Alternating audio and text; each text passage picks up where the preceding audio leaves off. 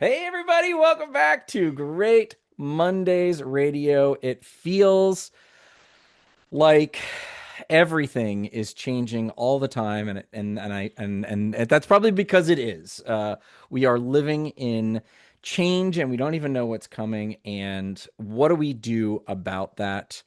Today, on the program, we have Paige Harazin-Masi. Did I say the last name correct? Harazin-Masi. All Harazin-Masi. the pronunciations are valid. Okay, Paige It's Harrison-Massey. We even practiced that before we started recording. all good. She is a corporate leadership advisor and certified coach, a master's candidate in org change. She's worked at talent acquisition at Goldman Sachs and McKinsey. She worked in private equity and was head of studio ops, head of people, org effectiveness at some VC startups. So she's been through it all, and she is thinking a lot about change and how to manage that both at an organizational level and an individual level. So we're going to talk. We're going to get a little bit deeper into how to deal with our own stuff when the world around us is so uncertain. Paige, thank you for coming on Great Mondays Yes. Radio. Thank you for having me, Josh. This is fun. So, you have been inside of orgs for a long time, and now have stepped out. You want to have an impact from your kind of own position, your own seat on more leadership teams, and we live and swim and breathe in this uncertainty that we don't know what the hell is coming, and how do we deal with it. So talk to me a little bit about your own experiences around managing your own stuff, your own energy when shit is crazy. Like, where did you start from, and what are you learning? Yeah. How do you bring it forward? Yeah. Well, I think the first thing to say about this is I am very much still learning. And I think that when it comes to change, clearly nobody has the answer. And that's in some ways what makes this idea so scary, right? And Mm, you look around whatever the topic is, whether it's, geopolitical change or technological change and, the AI of it all, right? Or organizational change. I think a lot of our first instincts as individuals is to sort of hold on tight, right? And to try to get some control. And I will speak for myself. This is my first instinct as a human yeah. to like, to get a handle on, okay, well, how do I make sense of the thing? And what are the bullet points? And, what's the slide deck that I need to present to my team in order to get, them calmed down in order to execute the thing that we have to Hmm. do to drive the results, right? And so, and that all makes sense. That's very human. Um, I think that, and I think that for me, it's like I can run 1,000 miles an hour down that path and really quickly burn myself out, actually, right? And so, one example I'll share is earlier in my career, I was, I was a newer manager and first time manager, and I was dealing with a lot of change. I was dealing with, a newer team and trying to sort of bring everybody along on some really, really important initiatives. And I was also at a point where in talent and recruiting, I was thinking about, hey, maybe on a personal level, I'm changing and I want to think about, broadening my skill set and doing other things in, to impact organizations. I love recruiting, I love talent. It's always going to be my bread and butter, but I'm growing and I want some new opportunities. And I had this really great like speech planned from my then manager to kind of say, to lay it all out for her again, to just control the Your narrative. manifesto. You're like, this is Like, I'm worthy of this. This is what my plan is. Yes, exactly. yeah. And what actually ended up happening is I walked into her office fully ready to give my big Yeah. speech, and I opened my mouth and I just burst into tears. And I just was like, I just remember saying, I think some permutation of like, I don't think I can do this anymore. And That's the she just opposite. bah, bah, bah, bah, and she just kind of looked at me and went, maybe we should sit down and just really talk about this. And so I think, I think about that and I share that on an individual level because I think for me there was so much change going on internally and externally with my Yeah. team in the organization that it was, it really snuck up on me and trying to control it all, spoiler, like it didn't work. And I think I would have been better off had I just kind of taken a step back and gone like, okay, things are really uncertain right now. And like, where am I in all of this? And just given myself a little bit of breathing room and a little bit of space to just work through that before jumping to act and problem solving. And I think that's Yeah. really, that's really hard for a lot of us to do when we're also in problem solving mode all the time. Right. Yeah. So I have heard many times this idea of bias to action, bias Yes. for action, right? And it's like, we're going to proclaim this as one of our things that we do here at this startup or whatever it is. And what I hear you saying is we take that on personal. I mean, that's just good, being a good, worker is bias to action, but we aren't, we're not as aware of things as of our own stuff, and maybe we need to step back. What what did you how have you evolved from that moment? Like, what do you do, and acknowledging where you're working on it, we're all working on it, but how do you become more aware personally? How do you, Uh, Paige, like what is it, is there something that you do that is more, that has helped you to yeah. become more aware? Yeah. I think it's really, I think it's really important to find the checks and balances that work in my own life. So, for example, I'm really fortunate to have, a good set of, a good set of a good husband and a good set of a couple of friends who actually have designated this is a little bit of their their responsibility, who I trust, who Yeah, can kind of pull me in and go, "Hey, you're yeah. you're spinning." You feel a little much right now. What's going on? Yeah, yeah. Call you out. Yeah, yeah, or to call you out or, to call me in, right? Or whatever. Yeah, and to right to say that to me. I have been, I'm thinking of one team in particular where we had enough psychological safety and trust on that team in an organization where we could sort of sense that in one another, and we had spent a lot of time up front building that sort of relationship and trust. And this was a team that through the pandemic, we had gone through, we'd Yeah. been through it, and so we had forged that ability to be able to say, hey, it seems like you're maybe not really okay right now. You're really, you know, and let's have that conversation Hmm.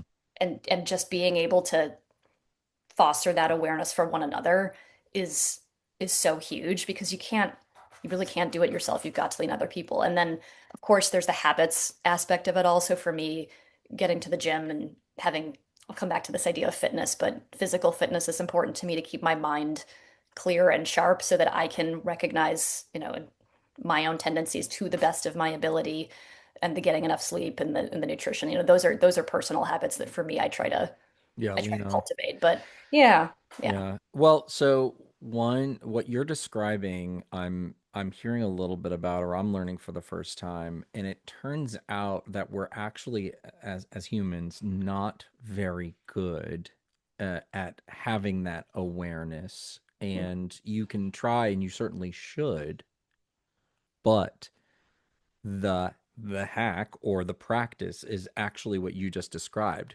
Who is around you yeah, that can actually point that out to you hmm and identify hmm when that's happening, because you by definition are sort of in your own place, right? And hmm so, and what I liked about both of your examples, you've got personal, husband and friends, and professional, a trusted team. You were very lucky to have that. Not everybody has that, nope, but to find a group that can say, hey, that you can even give permission to, and say, hey, when things get really intense or whatever, when you see yep. something, like, hey, call it out. And the permission aspect is often key, and I see that also, when I advise leaders, Yeah. it's harder and harder right? When the more senior you get, the fewer and fewer people are often willing to say that to you. And Tell me when I'm going off the rails here. right, and you really need to be very, very clear about that permission and giving that permission and then reinforcing the thank you when they take you up on it, right? And Yeah. and so that's that's Yeah. really huge because it's so easy to otherwise fall into the, oh, well, everything's perfect. I'm doing great and let's keep running faster, faster, faster, faster. And then Yeah. all of a sudden you have, a huge change management problem or, a much bigger Right. challenge on your hands. Yeah. Yeah, as you rise in the ranks, there are fewer and fewer people that are willing to reflect the truth back to you. And so Yeah. you have to actually give that permission, but also I would say assignment, Yeah. right? Like endow those people with that capacity and ability. Yep. Yep. That's Um, right. yeah. And then the other thing, just to make sure we acknowledge it, is are those habits. There's so many things that we cannot control. Yep.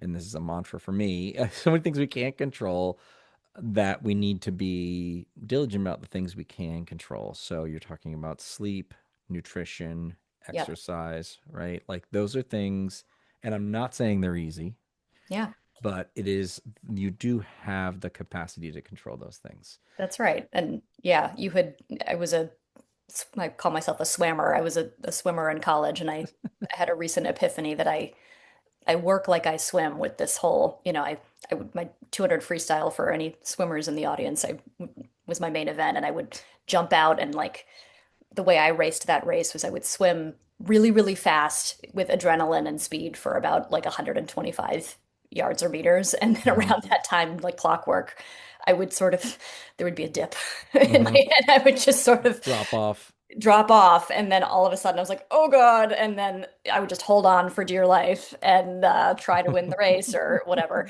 And that's absolutely how I approached work for a really, really long time. And now, as I've moved into this independent consultant life, I've had to really think through that and go, okay, well, how do I not do the how do I not do the version of Of that. that here Yeah. and really make sure that I'm going back to this managing your energy thing, show up for my clients first and foremost in the very best way and provide them the best, you know, the best version of me I can and make sure that that Yeah. 125 is preserved and they don't get the the last the 25. less, yeah, God exactly, forbid. Yeah. struggling through it can feel. So here's how I'll bring it into the moment. It can Mhm. feel like, or I'll just personalize it for me, everything's moving so quickly, and it can feel like you're, go back to swimming, swimming upstream. It can feel like you need to paddle harder, right? You need to do everything all at once, and it it is still no, we're still only human, and we cannot, right? It's like there's only so many things we can put in the day.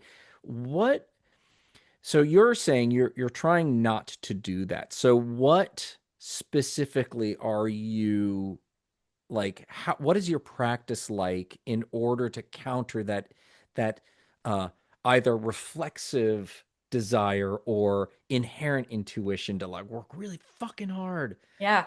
right? What do you how do you Well, manage that? yeah, well, I think first of all, I still consider myself someone who works really fucking hard. Like Yeah. full stop. I think I just work differently than I used to. So for Huh. me, working really fucking hard doesn't mean working 10 to 12 hours a day without like and eating lunch at my desk anymore. It used to. Yeah. And in my 20s, I guess that was okay because I don't know, I didn't know any better and I had the energy for it or whatever. And Mm-hmm. that's just what I did. But now I'm in my 40s and I don't accept that. And two, I have changed. My body has changed. My life has changed. I'm not interested in that lifestyle. And so my version of working really, fucking hard is like, let's do this in very intentional spurts and doses and be very clear about when that happens and when that works on my Mondays, Tuesdays, Wednesdays, Thursdays, and mostly, pieces of Fridays. And when I'm not doing that and when my balance time is for rest or spending time with family and friends or rooting for my sports teams or reading my books, yet I don't read enough. And just thinking through that balance every day and week and making sure my calendar reflects that balance and that there Mm. is literal blocks of time carved out for like do not schedule meetings Mm-hmm. because you just had Mm-hmm.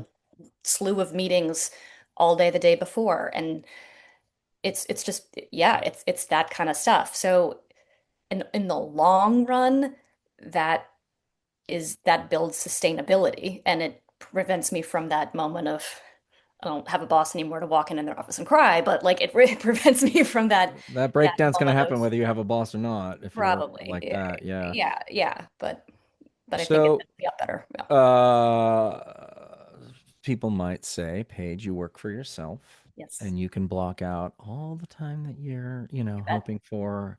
Mhm. Um, how does one, like, is it possible? I will ask with a wink, which you can see if you're watching on YouTube. How is it possible for someone who is working for another, or I mean, within an organization where you have other people's calendars and like, Mhm. what is that environment? You've been in both. Gotcha. Yep. How do you manage that when you're getting the holy shit, this just happened, or we got to have an 100%. emergency meeting or whatever? Like, 100%.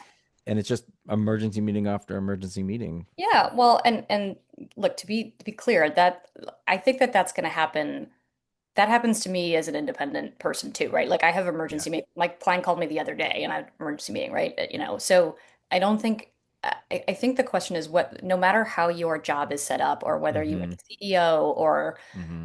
an entry level analyst or whomever, everybody's accountable to somebody. And even as I'm a team of one, I'm accountable to myself. One can argue, like, if I don't work, I don't get paid still, right? Like, that's Yeah. kind of a problem. So, you know, there's always a conversation to be had with those people um, who are working or with you, around you, and who are you are accountable to around what are the results that matter, the metrics that matter, the deliverables that matter, and how do Mm-hmm. I deliver that best for you Yeah. over time, and how do I do that in a way that I can sustain?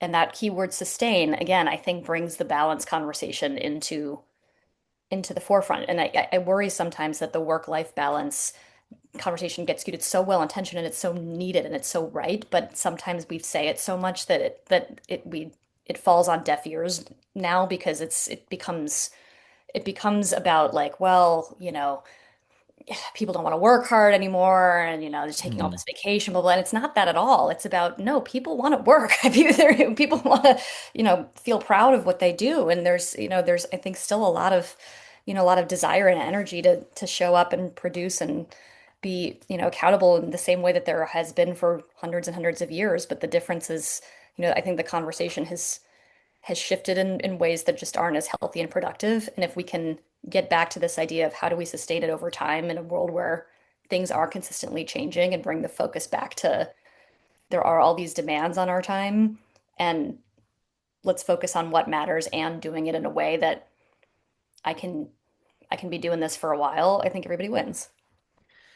Yeah. I mean, there's two levers to pull or modes to activate here. So you've got your, um, I think, proactive, I'm going to be working in these blocks. And if you're setting that time, which I think is a good practice, right? Mhm. It helps. And as humans, we're pretty good for give or take 45 minutes or, however, right? Like those are good little working sections for us. So you've got that, but you also have to play defense Sure. and you have to and I think we do have this good tool of your calendar and basically saying this is a, non-negotiable. Yeah. And we even have now, AI calendaring tools that can say as things block out, get blocked out, that means that this thing has some buffer time or can move Yeah. around, which I think is also can be helpful, but it ultimately needs to be backed up Does. by the individual and say, look, this is I'm protecting my time. I understand that there's this emergency. I can't do it or whatever it might be. Yeah, I think, and I think I think the backup, to me, it does come back to the key to me is finding the way to have the healthy, and this is a longer podcast that we don't have time for, but like, The you know, next one, part two. the part two, right, is the like, do you have the trusted and psychologically safe environment in which to have the conversation with your boss that says, "Hey, I am trying to protect my time, not because I'm trying to like thwart the efforts of the team or whatever, but not because I don't understand the business goals or don't care, but because I'm in fact trying to act in service of myself and everyone else. And let's talk about how we can achieve both." Right? Because Yeah. again, I think that's where you know, everyone's got agency and should. And calendar blocking is a great tool, but I've seen the problem come in sometimes where it's like either you block your calendar, an emergency comes in, and it's like, well, So much for that. so much for that, right? And then there's, the person whose calendar block, it's like it might as well not have even been there. And then things sort of fall down. And so how do we prevent that? Well, again, it comes back to this idea of, okay, what are we really having a conversation about here? We're having a conversation about agency and time. We're having a conversation about energy management and how do we not burn ourselves out? How do we still get the things done that matter and the tension between those things? Um, so again, Mm. bigger stuff that I'm sure future and Yeah. past podcast guests have many things to say. Yeah. Yeah. Yeah. It is, I try to be consistent. That's kind of my Mhm. piece of this is, but there is always like, we need to hit this quarters. I'm going to ask a little more of you this quarter. And you're like, there's only so many quarters. So I can, give extra. So one of the concepts that you and I have talked about and been floating around here is this replacing the idea of change management with change fitness. Mhm. Um, is this concept is we just are in it now. It's not just a one-time event. So what can we pull or learn from this idea of just being ready for change into our own personal lives since we're going, since we are talking about how we manage that? Like what is, there is that shift organizationally and we're all still working out what that might mean for each organization. But what does that mean for an individual? Because, like you said, this happened to you in 2015. You were still struggling, right? Where are we 10 years later? And it can feel even more intense. Is there anything that we can learn from this kind of, I guess I'll say paradigm shift, but in the kind of the world, right? Work world and world outside of work. Yeah. Um, yeah, I would say so. This idea of change fitness, and I don't quite know who to attribute it to, but I find it really interesting because it does change the paradigm. We have all these great established change management frameworks, right? Like there's Cotter and there's like all these, the 8 steps and the, Hmm. multiple different versions of that are great and they're not wrong. They're very useful, but many of them have in common that they sort of treat change like a project or like an isolated event. And I think in Hmm. 2025, we are all living it. It, change is constant. It's just, and we all have this change fatigue. And so to counteract the change fatigue, we need to build up our change fitness. So to your question, how do we do it? Well, I don't think, again, nobody has the playbook, but I suspect that a couple of thoughts, or ideas might center around, again, this idea of as individuals focusing on the things that bring us energy and understanding and following that energy and understanding what brings us energy and what does not. So that can ready us for the constant evolution of change. Um, Being aware of the impulse around control and having those accountability buddies in place and the doing what one needs to do to take care of your physical and mental health to set you up to have Mm. those checks to go, oh wait, I'm doing the control thing again. Hmm. Maybe maybe instead of leading with control, I need to lead with a little more curiosity, right? Which is this is hard. I'm not saying this stuff is easy, right? But Yeah. being, you know, being a little more loose rather than a little more tight is actually a change fitness muscle. Um, and then I think, again, just as with anything that's hard, I think the power of community and conversation is just so helpful and healing, and just being able to sit in the same space with other people who see the same thing in the Mm. world and be able to talk about it and share experiences and stories and go, man, how are you thinking about this, and what are your experiences, and what's your version of like crying in your boss's office when it snuck right up on you and you had no idea. And just the recognition that you're not alone in this is, I would say, let's not underestimate it as we all build our individual team and organizational playbooks and plan for change over time. So, start to finish, I think our conversation about oneself, your individual managing that really comes back to actually being a conversation about surrounding yourself with others so that it isn't just an individual activity because the end of the day, we're just not as individuals as strong as we are, as resilient as we are as groups, and we need other human beings, and whether that is personal or professional, it kind of doesn't matter. You just need people to be able to be with, to share with, and to be able to, go on the journey together. Mm-hmm.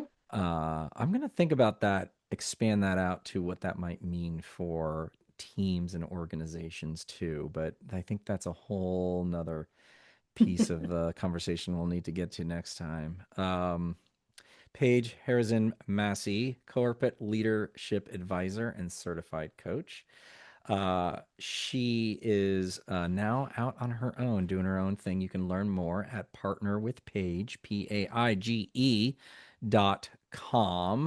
Very enlightening, very interesting to talk with you, and very grounding and centering. I feel much more uh I don't know, settled after talking to you. So Oh, that thank you. speaks to your that speaks, I think, to your capacity as a coach. Maybe that's what's coming forward here. I don't know. That's a wonderful compliment. Thank you. Thank you, Josh. Appreciate it. Awesome, Paige. Thanks for coming on Great Mondays Radio. Really wonderful to have you. Oh, likewise, great to be here. Appreciate it.